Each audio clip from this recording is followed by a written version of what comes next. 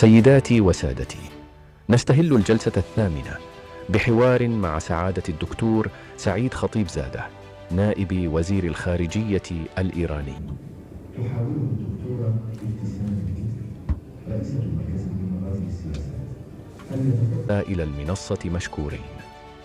Ladies and gentlemen, we now begin the 8th panel with a conversation featuring His Excellency Dr. Saeed Khatibzadeh, Iranian Deputy Minister of Foreign Affairs, moderated by Dr. Ebtesam Al-Ketbi, President of the Emirates Policy Center. The floor is yours.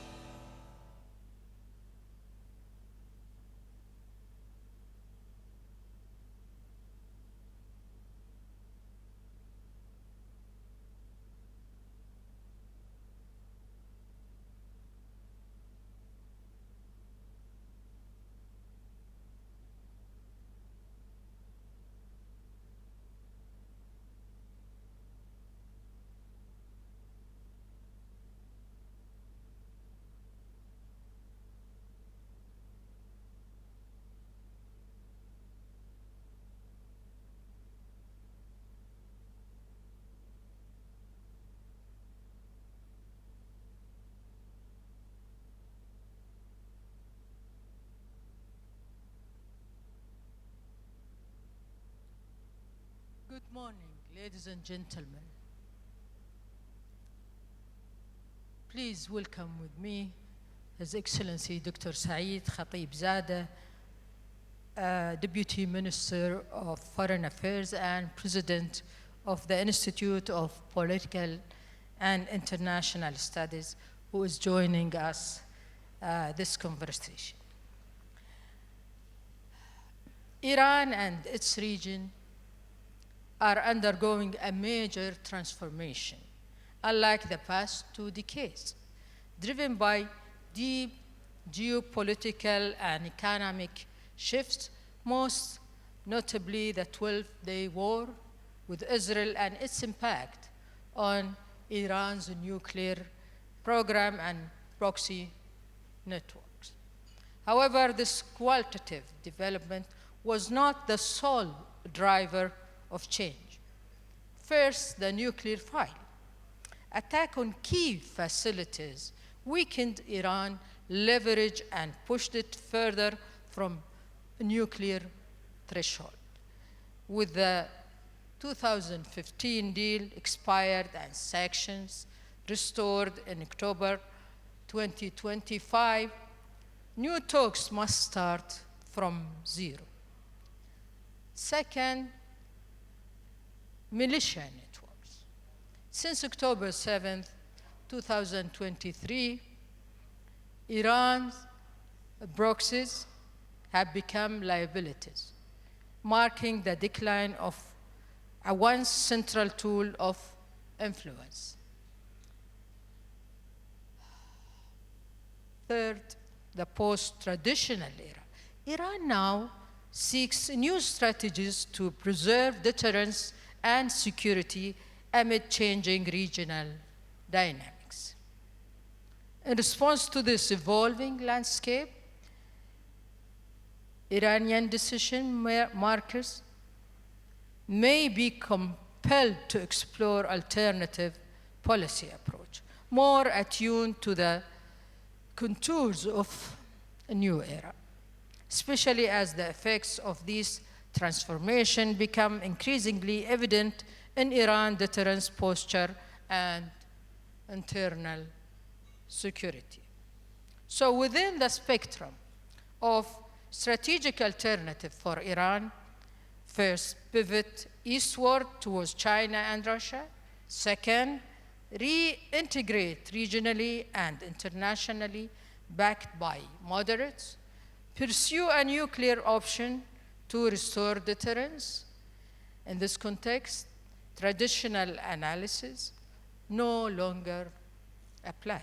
The most viable path for Iran and the region is realistic regional reintegration, promoting stability despite expected resistance from hardliners and Israel. Dr. Saeed, For years, ideological militias were central to Iran's deterrence and foreign policy. Today, they face an existential crisis, marking the end of their dominance and effectiveness in shaping the regional order. A pressing question appears. What are the defining features of Iran's regional diplomacy in the post-militias era? Bismillah ar-Rahman ar-Rahim. Thank you very much, Dr. Al-Ketbi. Thank you for organizing this fantastic event. I have been enough in these sort of conferences to understand that inviting and organizing such a distinguished participants, panelists, is not an easy job. And I really admire what you have done and what you have achieved. This is part of the new structure that we are seeing in this region. And you are actually part of that, and you know that what I mean. I mean it when I say that these sort of platforms are those platforms that are very good to exchange views and to be frank and honest. You know that I have two hats. One is to be Deputy Foreign Minister and sitting in the cabinet with Foreign Minister, and another hat is being President of the Institute for Political and International Studies. And today, to be more free and to be more frank and honest with you, if you allow me, I would like to just put on my second hat and be a little bit more a think tanker and talk about the issues which are very profound. I think that you and me, we have been in different exchanges for many, many years now. Enough to understand that what is my idea about what is happening in the region. But if you allow me, since we do have an audience and respect to them, I would like to start with this notion that I would like to challenge the concept of proxies and militias and the other things. Reducing them to being Iran's militia or Iran's proxies is oversimplifying the situation. Just think about, for example, Hezbollah. Hezbollah has been always there, but is actually byproduct of the invasion of Lebanon by Israelis. Before 1981, there was no Hezbollah. There was just Amal, and Hezbollah established just after the Israelis' invasion of Lebanon. Just think of other resistant group also. They are not fabricated, manufactured. They are not imported elements in those countries. They are not, they are not extraterritorial fighters or anybody. They are usual member of those societies that, in response to a real problem, which is Israel, expansionism, offensive, approach by the Israeli regime, they have been naturally evolved and formulated. So this is one issue. Why this is important? Because it means that with or without Iran, even supporting them, the resistance would stay there. So there is no post-resistant region anybody can imagine. This is one issue that, as a person who has just traveled a lot, talked to people, sometimes you are hearing that they are even more determined to stop Israelis' expansionism in this region. I'm sure that you have heard this shameless statement by Prime Minister of Israel when he said that I would like to rewrite the future of the Middle East, and talking about the reshaping the Middle East. And when he talked about the greater Israel, which means no border in this region. It means that there is no border for Israel, and what we are seeing, annexation of south part of Lebanon, which is happening. You know that Israelis sitting 20 kilometers far away from Damascus doesn't mean that they are going to leave. They are there to stay. And this is very alarming. So I think that even for those resistant movements, they are much more determined to do. And let me also tell and remind everybody that just again think about Hezbollah, because I know the elephant in the room is Hezbollah and what is happening in Lebanon. Have anybody has noticed that Hezbollah has ever fired any bullet on behalf of Iran during the past few months. Everything that Hezbollah did was for the cause of Palestine. For Hamas as a Sunni, rooted, grassrooted movement inside Palestine. And actually, Hassan Nasrallah was martyred not because of Iran, but because of the cause of Palestine and the cause of state of Palestine. These are important issues that we have to get into consideration. But for Iran has access. Iran has reached out to them and has the history of talking to them and has the history in Lebanon, in Levant. Yes, we are not anymore in Syria, and we don't have any rush to get back into there. But at the same time, we are not in rushing to do anything, because we think that the most important thing is the future of the people, of the Syrian people. And this is why that we are just talking to our Turkish friends in Turkey and also other friends in the region to see what can and how we can help. We are very much concerned about the future of Syria, because no country on earth under occupation can see development and a stable future. But based on this history, I would like to suggest one important issue. There are two paradigms that are conflicting right now in the region. One paradigm coming from Tel Aviv, a paradigm that it is not ready for anything. They are not at peace with anybody. They have moved on from the notion of coexistence. They would like to make the state of Palestine impossible. The paradigm which is talking about greater Israel and dominance over other countries.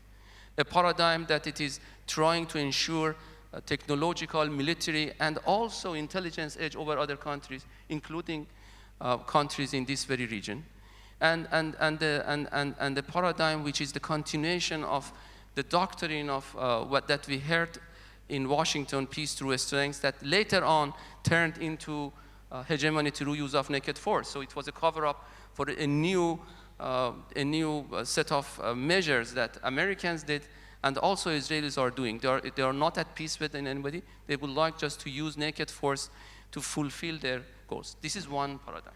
Another paradigm is to not look at resistance as liability and not excluding those elements that are resisting as illegitimate, and do not demonizing them, but encompassing them, but trying to include them by all countries in this region. I know there has been decades of not actually talking to each other, but those resistant groups are a response to real cause or to real concerns. The Middle East that we are seeing right now is accumulated unsettled disputes. Now this is time to move on, to include. And I think this is important. And if you ask what is Iran's foreign policy right now, then I have to answer you two important points. One, there are elements of continuity and change, because 12 days aggression on Iran changed many things on the ground. And change is coming in the aftermath of this aggression. You know that Israelis started assassination operation on Iran. Now, in the middle of night, they assassinated our off-duty commanders, not in the situation room, not in front line, but actually in the middle of night with their families and with their neighbors. Pure assassination and the intelligence operation is starting, and then continued with the military aggression and military campaign, both coordinated by Americans and Israelis. But this was our September 11th in terms of posing challenge on us. And that was the moment that now we are thinking of revisiting many aspects that caused and actually a pure response to this challenge. But second, which is also important, is that beyond this continuation and change, there are two different elements that are going to dictate Iran's foreign policy, structural factors, which are coming very much from the geopolitical, geoeconomic, geography, history, identity, and many things, and also situational factors, which are happening right now on the ground in this region. So the dynamism is going on, the threat perception, the interest perception, and these are sort of things that we are just reviewing and studying very precisely. And last point here, and I stop here to just, I try to warm up the talks. Actually, Israelis are have started, after the moment of ceasefire, a battle with us and with the region, a battle of repair and recovery. The aim of this battle of and recovery that Israelis has started is actually aiming to secure their edge over other countries in this region and to enable them to start another aggression against the region. And maybe against, all elements that they just see as an obstacle for their, for their ambitions and delusions. There is also a battle of repair and recovery on the side of the region, including Iran, to show to Israelis that they are not in a position to impose hegemony over other countries. This small regime cannot do that. And this is the battle of repair and recovery, which is actually I'm seeing around the region, including the awareness, cognitive awareness that it is happening. The invincibility of Israel after Iran's pushing back and hitting back, Israel is gone. Everybody now knows that the air force of Israelis is very much penetratable. We can penetrate, we can with different intercepting layers that Americans and NATO members, including Israelis, made, was penetrated by Iranian missiles, locally, indigenously developed missiles, and also pushing back, hitting back, evaporated this notion of invincibility of Israelis. Now we have to move on to also end to the impunity of this regime, of committing genocide, ethnic cleansing, and this is a new, I think, an engine for the region to think about a sort of regional Nuremberg trial for those who committed, and this means bringing a little bit of fairness and justice for the future order of the Middle East. Thank you, Dr. Saeed, but I think you might agree with me that any non-state actors in any country, it's not legal. Even in Iran, they will not accept, and any country will not accept anyone using those to intervene in that country. I'll move to another file, which is the nuclear file. Now, nuclear negotiation remains a top priority for Iran government. But recent clashes with Israel and the deal expiry have blurred institutional authority as tension between the Majlis, the Security Council, and the Foreign Ministry complicate the issue. Now, considering recent developments, including discussions about dismantling Iran's nuclear program following attack by Israel and the US, a critical question arises. Is Iran prepared for the post-nuclear era in terms of its diplomatic posture and negotiations strategy? Thank you. Very important question. Thank you very much for posing this very, I think that this provides me an opportunity to talk a little bit about very important strategic issues, which are very important for our region. There is $1 million question that why Americans and Israelis attacked our nuclear safeguarded sites. Was it because Iran was posing any imminent nuclear threat to anybody? Or was it because Iran was not in the middle of diplomacy with Americans? I think that everybody now understands that it is on contrary against all these two arguments. Iran was in the middle of negotiations. I have said several times that we were in Oslo, in Norway. Foreign Minister of Oman was there, Foreign Minister of Egypt was there, Foreign Minister of Saudi Arabia was also there, and Prime Minister of Norway. We were talking, and I'm talking about Wednesday. The aggression started on Friday. We had all this back and forth in Oslo, to the extent that we were just discussing with Mr. Witkov whether we have to see each other in Oslo to just wrap up the important issues, or we have to see and to have to meet on Sunday, June 15th in Muscat to wrap up our negotiations. We arrived with a private jet midnight on Friday in Tehran. I arrived personally 1 a.m. in the morning in my apartment, and 3 a.m. in the morning my wife woke me up and said something is going on, and then I noticed Israelis have started aggression against Iran. So we were in the middle of diplomacy. The diplomacy betrayed. And there are those who are debating exactly Israelis started aggression because they knew that something is happening. And diplomacy was in place. So if it was not the case, then why Israelis and Americans started aggression? Imminent nuclear threat to anybody? Just let me repeat what Mr. Grossi said 2 weeks ago. Quote unquote, Iran was not building a bomb, and Iran is not building a bomb. And then he continued that anybody who has misused my reports as a pretext to war, that it is misreading of what we did. And also, it is not just Mr. Grossi, IAEA Director General. Let's talk about the head of U.S. intelligence organization, Mrs. Goddard, when she said in a testimony in Congress that there is no evidence whatsoever of any deviation of Iran's nuclear peaceful program. And she is not Iranian, she's an American, and she's in charge. And it was just a few weeks before the aggression starts. So if it was not imminent threat, if it was not diplomacy in place, then $1 million question. Why Israelis and Americans started what?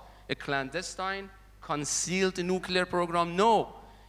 They attacked our safeguarded, the first time in the history.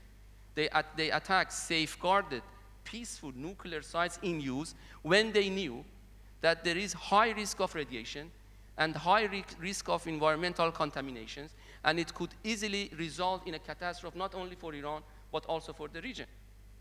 That was the most grave violation of international law, an attack to non-proliferation, an attack to the principles of international law.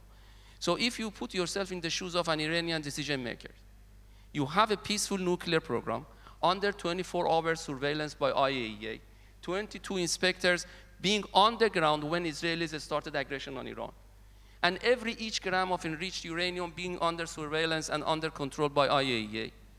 Are you going to abandon and being bullied by those who are violating international law?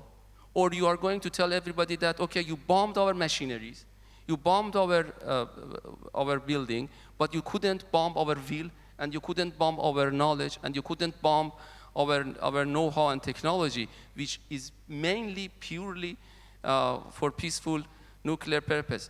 The reason that Iran didn't withdraw from Non-Proliferation Treaty, NPT, after this aggression was exactly because of this hint that we are going to be committed to peaceful nuclear agreement. At the same time, we are not going to abandon what we achieved with a pride. If there is one country, if there is one nation, and if there are those who understand the notion of pride, is our Arab neighbors and Arab friends. Because sometimes for Americans, as they have this transactional mentality in foreign policy, they don't understand the notion of pride, the notion of national achievement, the notion of being in a place that say that, okay, this is what our nation could achieve.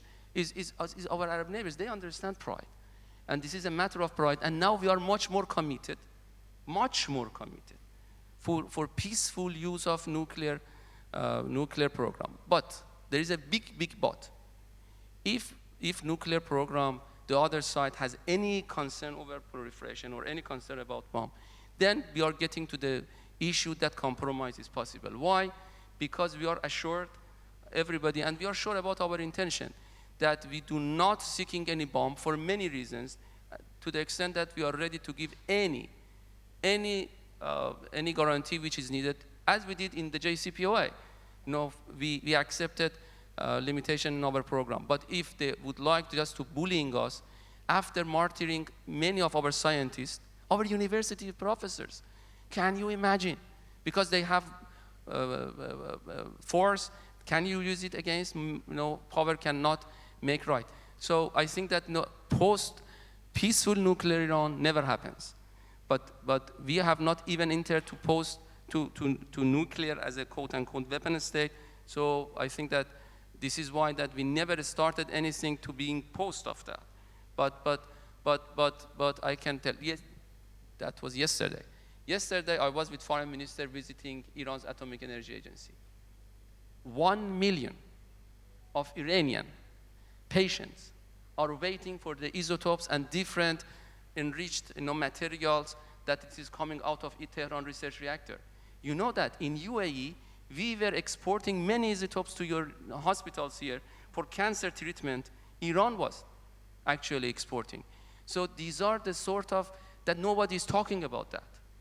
And this is why that Iran is very proud of this national program and is very much against those who try to sabotage and manipulate that. Dr. Saeed, there is, you and me knows that there is in the back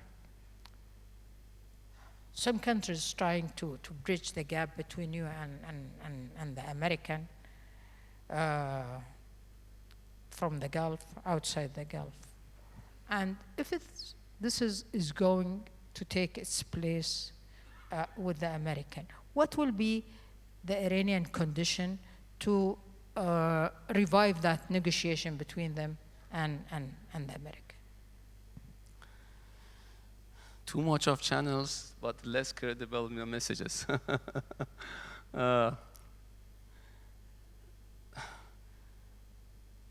There are excessive demands, such as sometimes, coming from different channels, that the answer is a bold no. No country on earth is compromising on its national security, period, bottom line. So this is exactly what Iran is sending a message, that if the other side is trying to achieve whatever it couldn't achieve through military campaign against Iran, through diplomatic means, the answer is no. They cannot achieve whatever they couldn't achieve by attacking Iran. And this is very rational. Iran is a rational actor based on a legitimate interest and legitimate concern, make its foreign policy. So while we are receiving less and less credible messages, we are sending a very frank and very right to the point message, exactly what the leader of Iran said and spelled out. But I think that diplomacy is the only way out, and I see your point. I see your point. That down the road, we need diplomacy in place. And diplomacy means give and take. Diplomacy means on equal footing and respect, and abandoning any misarguments and delusions. These 12 days of war, ladies and gentlemen, was a laboratory of many misarguments that were made by Israelis and Americans. That was a laboratory that you can test all those delusions and misarguments. Misarguments such as that the resilience of Iranian society has ended. The people of Iran is just, against the country. There was no single voice of opposition, one single post during the aggression, while Iranian society is very much debative. And you know that, if you go to Iran and talk to the people, they are very much open and critical about everything, about everybody. But during the aggression, the sense of unity and identity in Iran was so high that people of Iran was begging to get into Iran to be with their families against the aggressor. I was in Turkey a few weeks after the aggression, and I was talking to Turkish officials. They were telling me, and they told me, that they had to add new flights from Ankara and Istanbul to the border cities of Iran because of thousands of Iranians gathering in different airports, begging that they would like to get into Iran, and we didn't block our borders. While the other side of the aisle, Israelis, was just invading, was just running out of Israel by buying 20,000 worth of tickets, go with the small boats to Cyprus and other places. So I think that this was a test for all those misarguments that they were touring around and selling to everybody, that Iran is so weakened that cannot push back, cannot hit back. Iran actually balanced back against Israelis after day 3. You remember when President Trump tweeted 2 words, unconditional surrender. 80 years after Hiroshima and Nagasaki, that this year is marking, I was in Pugwash, last week talking to the non-disarmament and non-proliferation community in Hiroshima. And you know that this year is the 80th anniversary of one of the most tragic moment in the history of human being, Hiroshima. 80 years after that Hiroshima, again, American uses 2 words, unconditional surrender. And you know that, you are familiar with these jargons. This jargon is very much telling jargon what they expect. On day 12 of on day 12 day of the war, at 2 a.m. in the morning, we received a message from American that that the other side would like request unconditional ceasefire. So a journey from request for unconditional surrender to request for unconditional ceasefire is 9 days of this lab, telling everybody that this nation is a nation of resistance. This nation is a nation of, trying to just safeguarding its national security. If the other side is committed to diplomacy, give and take, compromise, talking equally, based on equal footing, in the framework of what the leader of Iran said, Grand Ayatollah Khamenei, I think that then diplomacy can make sense. If not, then still we are not there, and unfortunately, I don't want to be giving any pessimistic view, still we are not there. Let me ask you, do you think with the Trump, you will reach kind of a solution, or you will practice the same, what you called it, strategic patience, until this administration move and you are waiting for another, maybe the Democrat will be easy to negotiate with? We are receiving contradictory messages on a stage and off a stage. On a stage, we are hearing something. Off a stage, we are receiving something else. And I think that Americans are at the best of spoiling and manipulating each opportunity. They are making it impossible for diplomacy by attacking us, by starting aggression, by betraying diplomacy, by conspiring behind the scene. There are debates right now in Iran, and I'm sure that you hear that Americans was playing from day one by starting diplomacy. They use diplomacy to exhaust diplomacy, not actually to reach to an agreement. So regardless of who is in White House now, I think the words doesn't matter. Action and an actual move does matter. And I think that the Oval Office has heard what Grand Ayatollah Khamenei said, and I think it is very much telling how they can approach Iran, and how and what is possible and what is not possible. We are approaching the end, but I cannot end this without taking you to the domestic politics of Iran. So by the end of Rouhani terms, tensions arose between field and diplomatic channels after Khamenei declared the foreign ministry only implements rather than shapes foreign policy. So this led global actors like China in its mediation with Riyadh to bypass the ministry and engage directly with the Supreme National Security Council. This is raising the question about your ministry real relevance. So what is the role of the Iranian foreign ministry within Iran's complex decision-making landscape, which includes numerous influential bodies shaping foreign policy? Where does the Iranian foreign policy ministry stand in this complex hierarchy of decision-making bureaucracy? You opened up a question that needs a little bit of explanation, but I try to be very brief. Iran is not a country of a center of power or the center of power. Iran, a country of centers of power based on the constitution. We have a decision-making procedure and decision-making processes based on our constitutions.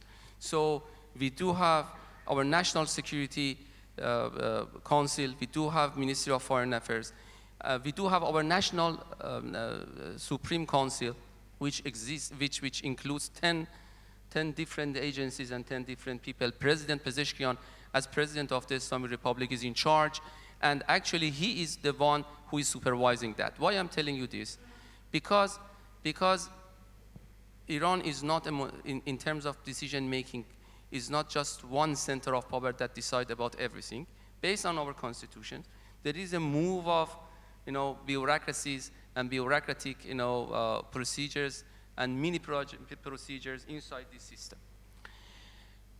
If you ask me what is the exact position of Iran's Ministry of Foreign Affairs, what Grand Ayatollah Khamenei said was not about the dichotomy. He said that on sensitive issues, it is important that everybody knows that being in Iran or being in Saudi Arabia or being in United Arab Emirates, even being in United States, when there are issues of high importance, vital importance, then the decision-making process happening and who is implementing?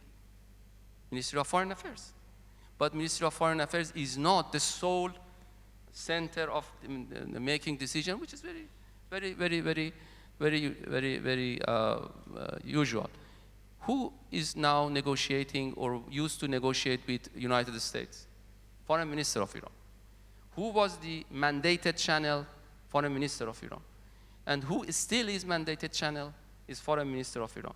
And this is the decision made by the State of Iran that Foreign Ministry, if the other day the State of Iran decides that National Security Council goes and take this job, then you know that under President Khatami, National Security Council of Iran was in charge of nuclear file. And then after that, changed to Iran's Ministry of Foreign Affairs. Still from then up until now, Iran's Ministry of Foreign Affairs has been the center of decision shaping, a very important component of decision making, and the sole authority to implement all those decisions vis-a-vis Americans and vis-a-vis international community. Dr. Saeed, you mentioned that you want to be part of this region.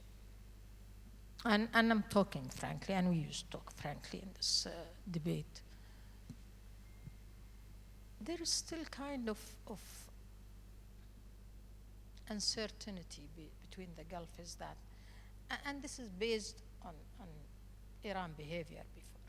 When your relation with the West is in a bad shape, you open the doors for your neighbors. When your relation with the West in a good shape, you start being aggressive towards neighbor and you just turn your face to the other. So how can we bridge that relation between two sides of the Gulf for the interest of Iran and for the interest of the Gulf? West is not an alternative to our friends. I said foreign policy of Iran is derived from structural factors and situational factors. The structural factors are those factors that are remaining for us, at least for millennia. Iran is the oldest civilization, continuous civilization on Earth based on the geography, history. So these are sort of things that are not going to change for, and we are stick to that. So our neighbors are our neighbors forever. So West cannot replace and has never replaced our relations with our neighbors. But yes, we have history with each other. Nobody can deny that. We have had challenges with each other. The only country on earth that dared to attack Iran for 8 years was Iraq. And supported by some of our Arab neighbors. And you know to what extent it can haunt you that, for example, this specific country with petrodollars helped Saddam Hussein, while everybody knew that Saddam Hussein has an expansionist policy and they would like to annex some part of Iran. And also, I know that there are moments that on the other side of the aisle, also there are those moments that capture, for example, UAE, other countries know about. I think that what we have to move on is to a new paradigm of including everybody, not excluding. I think that everybody in Tehran heard Foreign Minister of Oman a few days ago in Menama dialogue, and we heard him. We heard him, and I think that some of our colleagues that are coming from different Arab countries, they also tell me that they have heard the message from Tehran. How we can move on to make it an inclusive arrangement, then this is a real decision and a real move. Not captured by just past, but also move on to a new future in which there will be an inclusive sort of arrangement. Iran was proposing for some new concepts many years ago, Hormuz peace endeavor or other things. Maybe something out of box is needed to start from our immediate neighborhood and then move on. But let me assure you that neither West nor East is any sort of alternative to our relations with our neighbors. We are welcoming this, but we will be all of us on the same level, regardless of the size of the country, of its population, whatever. And this is what the Gulfi wants, and that was lacked in Hormuz initiative because it made Iran in the center of that. So they are welcoming. Everybody wants stability in this region for its people. Regimes comes and goes. So people are staying for a new generation here, and you side looking for a different future without wars, without conflicts, without crisis. Although we ended on the exact time. So UAE punctuality, huh? Abu Dhabi punctuality. Dr. Saeed, thank you very much for your frankness and for accepting our invitation by coming this. We are honored having you. Thank you so much. Please. All my pleasure. Thank you very much.